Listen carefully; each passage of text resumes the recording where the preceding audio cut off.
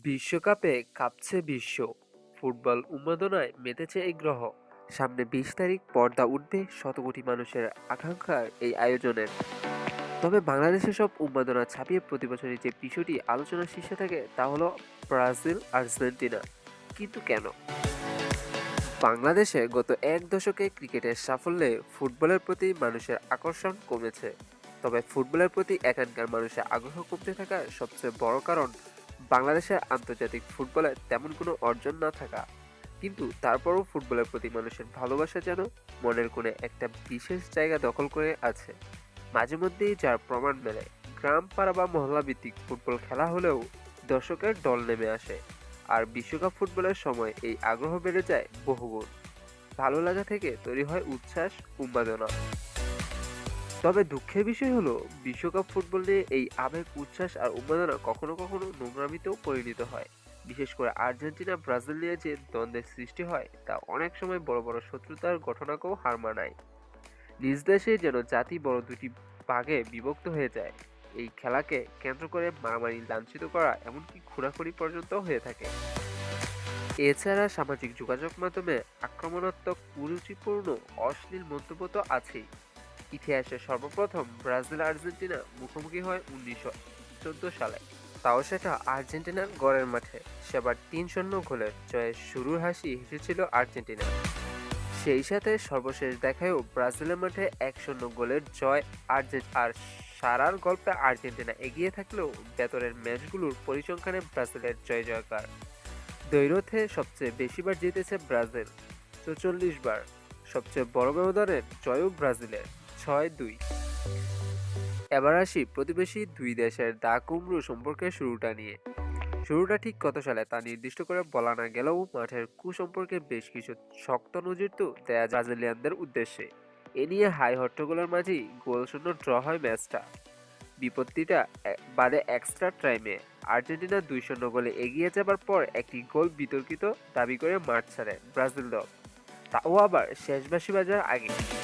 এ তো গেল খেলার মাঠের একটা ঘটনাই বলবো, হলি ওয়াটার স্ক্যান্ডাল। ম্যারাডোনা ফাঁস করেন এক টিভি সাক্ষাৎকারে, কোনো এক ম্যাচে আর্জেন্টিনার ট্রেনিং স্টাফরা নাকি ব্রাজিলে এক ফুটবলারকে ঘুমের ঔষধ মেশানো পানির বোতল দিয়েছিলেন। যদিও আর্জেন্টিনা ফুটবল সংস্থা তা অস্বীকার করেছিল। ফুটবলের রেষারেষি থাকবে আর লাল কার্ড থাকবে না, এটা হয় না। ১৯৯১ সালে কোপা আমেরিকায় ব্রাজিল আর্জেন্টিনার এক ম্যাচে দেওয়া হয়েছিল ৫ লাল কার্ড। এবার চলুন ফুটবল জগতের বাইরে একটু ঘুরে আসি। সেখানেও দেখা মিলবে আর্জেন্টিনা ব্রাজিল শত্রুতার। ১৮২৫ সালে সিসপ্লেইটাইন যুদ্ধ, এর অন্য নাম আর্জেন্টিনা ব্রাজিলিয়ান যুদ্ধ। ২ বছর ৮ মাস ধরে চলা এই যুদ্ধ শেষ হয় এক চুক্তির মাধ্যমে। সে সময় আর্জেন্টিনাকে বলা হতো রিউ ডে লা প্লাটা, আর ব্রাজিলকে বলা হতো এম্পায়ার অফ ব্রাজিল। ইতিহাসের এই যুদ্ধের স্মৃতি হয়তো নতুন রসদ যোগাতে পারে মাঠের বৈরী সম্পর্কে। এজন্য যুদ্ধের ফল নিয়ে আর কিছু লিখব না, কষ্ট করে গুগল করে জেনে নিতে পারেন। আমার ব্যক্তিগত অভিমত হলো, এই মারামারি আর্জেন্টিনা বা ব্রাজিলের জন্য তারা করেন না।